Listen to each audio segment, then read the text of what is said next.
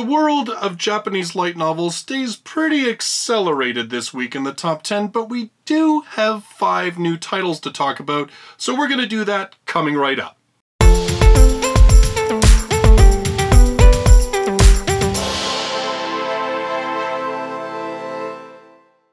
Hello everybody, and welcome to the countdown of the top 10 best-selling light novels in Japan, this covering the week of September the 10th to the 16th of 2018. I'm Justice R. Stone, and on this channel I cover all things light novels, not just weekly countdowns like this one, but also news, reviews, and this is the home of the Light Novel Podcast as well. So if you love light novels, or maybe you're just starting to get involved or interested in them, you should consider subscribing. So about half the titles on the top 10 change this list, and we've got a couple titles shifting in their positions, so let's just get right into it. First up at number 10 with 3,788 copies sold. It's actually a title that was on the list last week, and it's a brand new title, and it's from the author of Alderamin on the Sky, and that is Nanatsu no Maken ga Shihai suru. Now this one, you guys have come out and helped me out. The title approximately is The 7 Magical Swords of Domination. That's kind of sort of the rough translation of that. It appears that this is a magical battle high school type series, and that it obviously revolves around the fates of swords. It sounds like in this volume we have at least a male and female protagonists that have said swords. We're theorizing that maybe this one will become a harem type series with one dude with a sword and then 6 girls with the other 6 swords, but well, we don't really know because obviously this is the very first volume. There's no English license for it. Heck, we haven't even gotten an English license for this person's other series, so yeah. And of course there's not a lot of information on English because this one just started, so we'll see how it goes and what this series holds in the future, but 2 weeks on the top 10, so that's a pretty good sign that we'll hear a lot more about this series in the future. At number 9, with 4,010 copies sold, Volume 16 of Saijaku Muhai no Bahamut, aka Undefeated Bahamut Chronicle. We do not have an English license for this light novel series or the manga that is based on it. However, there was a 12-episode anime which aired January to March of 2016 and streamed on Hulu and was licensed in North America by Sentai Filmworks. Lux, a former prince of an empire named Arcadia that was overthrown via a rebellion 5 years earlier, accidentally trespasses in a female dormitory's bathing area, sees the kingdom's new princess, Lysiarte, naked, incurring her wrath. Lysiarte then challenges Lux to a drag ride duel. Drag rides are ancient, armored mechanical weapons that have been excavated from ruins all around the world. Lux used to be called the strongest drag knight, but now he's known as the undefeated weakest drag knight because he will absolutely not attack in battle. After his duel with Lysiarte, Lux ends up attending the female-only academy that trains royals to be drag knights. So yes, it is an ongoing series, another one of those sort of one guy at a school full of girls, very much that sort of Infinite Stratos type setup. Of course, we do have Infinite Stratos in English from J-Novel Club, but we do not have this series licensed, and I don't know, I don't know if it would have been a better chance of it getting licensed if it had been on more of a larger platform like Netflix or even on Crunchyroll, but apparently this streamed, I guess, on Hulu of all services and nowhere else. But again, I'm not too familiar with it because we do not have it in English. Is it any good? Is it better than Infinite Stratos? If you have any idea, if you've been reading like fan translations or, reading it in the source language, let me know in the comments down below. At number 8, with 4,172 copies sold, this is actually a brand new title, and it is Skill Daidokoro Shoukan wa Sugoi. Now, of course, there's no English license for this. It's a brand spanking new series, and I even looked on amazon.co.jp to see if the author has any other books. There's only one volume of another book that they apparently are attributed to as the author, and it's not one that I'm familiar with, so I can't really say much about this person even in what they've written before. And again, because it's a brand new series, there's nothing available about it. Essentially, the Google translation makes it sound that this is a person, it's an isekai series, but that the person who gets taken to another world, their skill is summon kitchen. Now, when I read this, it reminded me a little bit of in another, what was it? Mixed bathing in another dimension or another world, or I can't remember, I'm sorry, I should have, but just off the top of my head. Essentially the isekai series where the main character's ability is to summon a bath wherever they happen to be.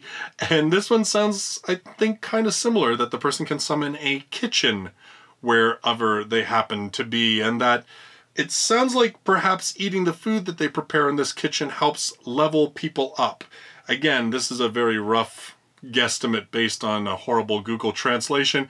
If any of you fantastic people who are into translating want to give me sort of a better description in the comments down below, that would be really fantastic. At number 7, with 4,595 copies sold, a horribly long Japanese title that I'm about to butcher, so I do apologize. Volume number 6 of Shikkakumon no Saikyou Kenja. Sekai Saikyou no Kenja ga Sarani Tsuyokunaru Tame ni Tensei Shimashita. Wow. Even in English, it's a long title. The strongest sage of disqualified Crest. The world's strongest sage reincarnated himself to become even stronger. Now, of course, this one we do not have an English translation for. We do not have an English license for. In a certain world, there was someone who excelled in magic combat. People called him Sage. Seeking the strongest combat art, he devoted himself to research every magic and combat arts in existence. And the conclusion he arrived at was very cruel. My body is not fit for magic combat. Yet he didn't give up. He sealed his own soul with a magic art and was reborn in a far-off future. And the magic theory in the completely changed world he saw there was of unbelievably low level. This one has been on the list before. It does sound kind of interesting because it's not like an isekai, but it's kind of playing around with that same fantasy mechanic. Like we saw this in the series that was on the list for the past 2 weeks, that whole one about the healing magician who heals the world and goes back in time 4 years.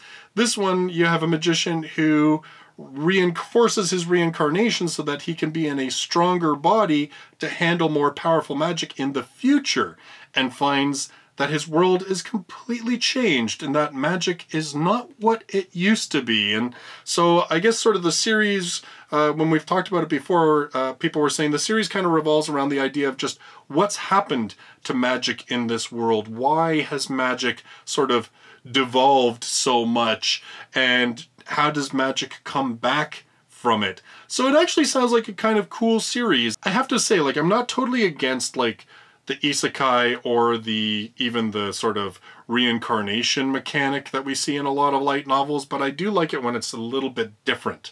And in this one, I think it's kind of cool, the idea of being in the same world but seeing how the world changes. I'd really like to kind of see this one and see what it's like. At number 6, with 5,552 copies sold, A3, Kokufuku no Summer. Now, this actually is the second volume of this A3 series. It's actually based on a mobile game, a Japanese mobile game, which is Addict Actors. That's why they call it A3. It's originally a Japanese mobile card collecting game, and there is a storyline to it. It's kind of like a mixture of like a card collecting game and kind of a visual novel, as I understand it. Director, please help us bloom. Those were the words that a group of aspiring young actors have said to you on your new job, which was made known to you through a letter. There were no customers, there was only one person left in the troupe, and the business was buried in debts. Such were the things that have greeted you upon arriving at Mankai Company as its new director. And as the director, you are tasked with the job of rebuilding the troupe back into its former glory.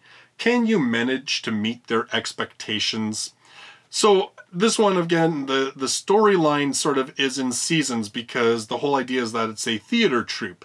And so I guess it's sort of building your programming and your actors and your roles and stuff for each season. And so this is actually telling the story of the summer storyline in that game. So again, we're seeing a lot of these crossovers lately. In fact, there's another one on the list later on, which is a novel adaptation of a film. We've seen that. We've seen now this one is like a game adaptation, which we've seen a number of times before. In fact, we're getting a couple of game adaptations in English from J-Novel Club. So yeah, it seems to be kind of a growing thing in Japan, this whole idea of that when a game has a decent storyline, but I think more particularly when the game is super popular, they're translating it into novels. At number 5, with 6,582 copies sold, Volume 28 of Kyoukaisenjou no Horizon, or as it's been released in English, aka Horizon in the Middle of Nowhere. Well, released in English. The anime was released in English. We don't have a license for these light novels. This one, it is a huge series. Even though they're calling this volume 28, what they actually do apparently is each volume is broken up usually into 3 or 4 parts. And one of you I believe said that this is the last volume, and that when I think it's part C of this one comes out, that's going to end this series. And each of these volumes is incredibly long. Like even the partial volumes, the A, B, and C are bricks. And so the single volume is actually a couple thousand pages apparently.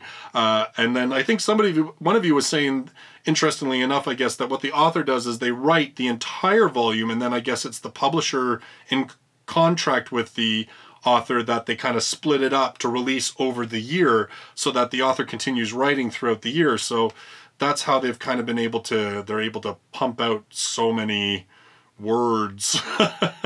But apparently the author's pretty crazy, like, not only writing massive volumes, but also apparently does a whole bunch of other stuff like 3D models and other kind of things. And yeah, I mean, sounds like a pretty busy guy.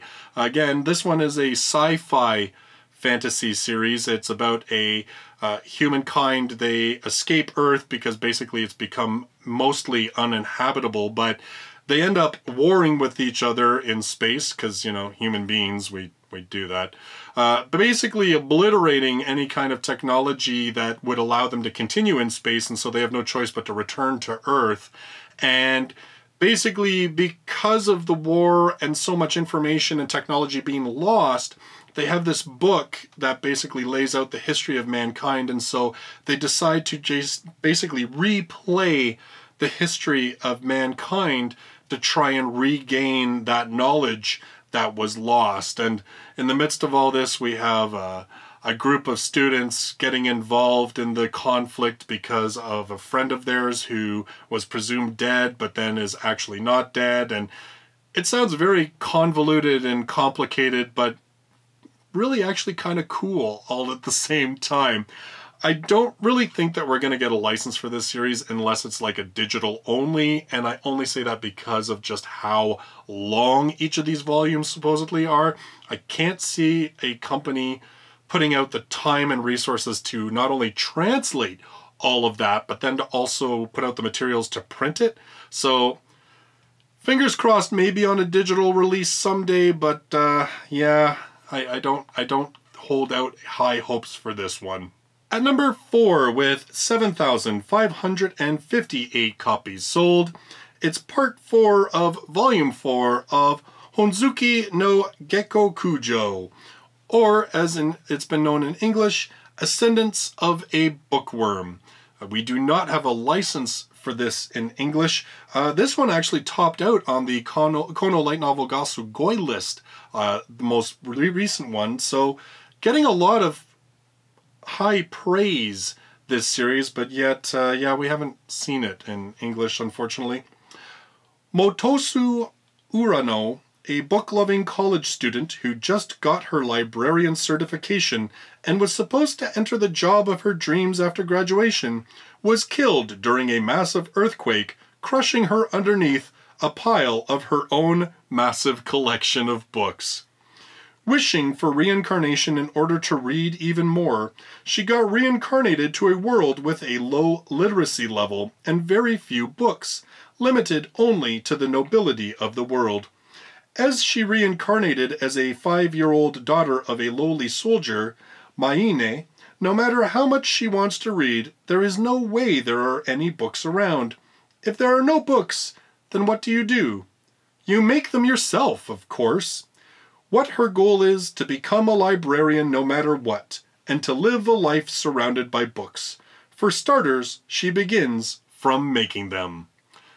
So I've heard from a number of you that this series is actually really cool, but that it's obviously kind of a niche audience because it does get into really the nit and gritty of publishing books, like types of paper that you would use and covers and number of pages and finding authors and all this kind of stuff. But at the same time, I just can't help but be interested in reading this series. You know, again, like it's an isekai, but like I said, I don't mind the isekai when it's something kind of different. And being reborn into a world where your goal is to bring literacy and books to the world, I think is really cool. It's at least quite a bit different than your typical let's defeat the demon lord sort of setup that we have in, I'd say, the vast majority of isekai titles. So fingers crossed, maybe we'll see this one in English someday. At number 3, with 9,608 copies sold, volume 19 of Hataraku Mao-sama, or as we have it in English, The Devil is a Part-Timer. This one we do have it licensed for English release by Yen On. They released volume 11 on August 21st.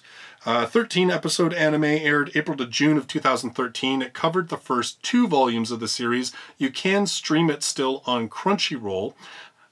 This one, of course, about the demon lord Satan, who is trying to take over this world called Ente Isla.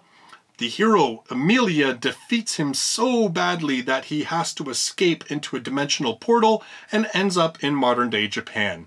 Now, without powers and without any money or any means of living, he basically has to assume the role of a young Japanese man and get a job at a fast food restaurant to try and support himself and his follower who came through the portal with him. So it's actually a really great series. It's a lot of fun. It has some great characters. It's a good mix of slice of life plus fantasy, action, magic battles, and stuff like that. It's a really good series. I've read the first 10 volumes. I will be definitely getting volume number 11. I'll be reading the series until it's done because I just really, really enjoy this series and think it's a really great one. And I don't think I'm really alone. We did a light novel podcast based on this series, and pretty much everybody's feedback was the same, was that how much they loved this series. So yeah, I'm just looking forward to reading more of it. I will be definitely picking up volume 11. You can watch for my review, well, you know, sometime in the future when I catch up. At number 2, with 10,055 copies sold, Natsume no Yojinchu, Utsume ni Musubu, or it is Natsume's Book of Friends. And this is the one I was talking about earlier, which is the novelization of the feature film, which is released, and we are getting that released in English in I think the next like month or two I saw. I believe they're doing a theatrical run. This one has a long-running anime series. It's had 74 episodes, which you can stream on Crunchyroll. The manga, which is the source material of the series, is licensed for English release by Viz. And this one about a boy who is able to see spirits and realizes that the spirits have been bound into this book, and so basically it's him trying to free the spirits by dissolving the contracts that exist within this book. You know what? I asked a bunch of you, like I asked you in the last video, what do you think? How is this series? And a lot of you were saying it's a great series, it's a lot of fun, but it's very chill and kind of relaxed, and it's a really good sort of unwind type series. So you know what? I think I'm going to check this one out. It sounds really promising and really good. So I'm going to watch the anime and check it out. Finally, at number 1 with 23,078 copies sold. And yes, I ruined this at the very intro, but come on, you're not too surprised, are you? It's volume 23 of Excel World.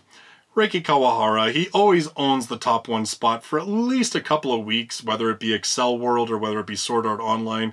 Both series very, very popular, ongoing for quite some time. We do have Excel World in English from Yen on.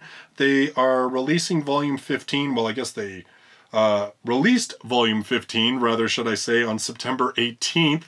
I have fallen behind on this one. I've not read volume 13 yet, but I do have it because I really like this series. Of course, it's about a boy who is bullied in high school, and then he is approached by this beautiful girl who offers him this program, and it's set in the future where people can do like full virtual dives and stuff like that. And it turns out this program at its base is a fighting game, but there is far, far more to it.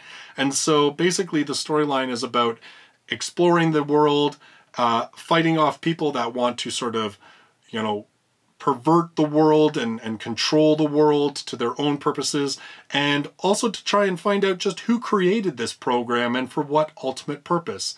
It's a really good series. I really like its mix of, you know, fighting game mechanics plus sort of a fantasy world, plus the idea of identity and questioning your identity and everything else. It's actually a really well done series. I don't think in terms of English audiences it gets enough acknowledgement, which I think is kind of funny given just how popular Sword Art Online is.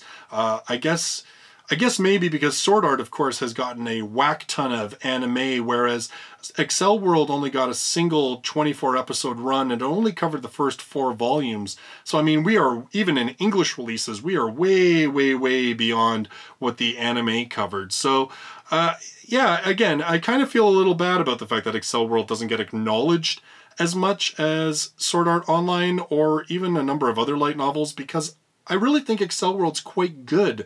I think it's better than Sword Art, most definitely. Reki Kawahara certainly seems to be a bit more in tune with the characters of Excel World, and they actually have to work hard for everything they get, and their struggles are rewarding to read. So yes, it's one that I really do recommend to people. So if you haven't had a chance to pick it up, please don't turn off of it just because maybe you don't like Sword Art Online or you've heard, you know, bad things about Sword Art Online. Kawahara actually is not a bad writer and has gotten progressively better as a writer as he's aged and written more stuff. So Excel World really shows, I think, a lot of those improvements in terms of his writing ability. This week I want to say a special thanks to Jean-Luc Chartier, Bob Thompson, Lights Leo, and Kyle Block. And to all the rest of my patrons on Patreon for the continued support that allows me to buy novels to review on this channel, as well as to pay for the hosting so that the Light Novel Podcast can be heard on a number of platforms, not just here on YouTube. And as promised, there is going to be a new episode of the Light Novel Podcast coming out this week. I usually say that I'll say what's going to be on the Light Novel Podcast here on the channel because we almost never plan ahead on that one. But this week I can tell you that we're going to be sitting down and talking about the anime coming out in October for the, is that the fall season, I guess? Yeah, the fall season of anime. And we're going to be talking about the anime that are going to be based on light novels, because there's quite a few of them, and some really big titles actually are getting anime in October. Of course, Sword Art Online, the final major arc that has currently been published in Japan and that we're in the middle of in English, the Alicization arc, that's getting its own anime, and I believe Goblin Slayer is getting its own anime, and well, there's a bunch of other stuff too. So we're going to be talking about that on the next light novel podcast. So those are your top selling light novels for the week of September 10th to the 16th of 2018. Will Excel World hold on for another week? We'll find out next weekend. So if you're brand new to the channel and you love light novels, you should subscribe. I do this countdown every week, as well as reviews, news, and the light novel podcast as well. Thank you so much for joining me in this video. I look forward to seeing you in the next one. Till then, bye-bye for now.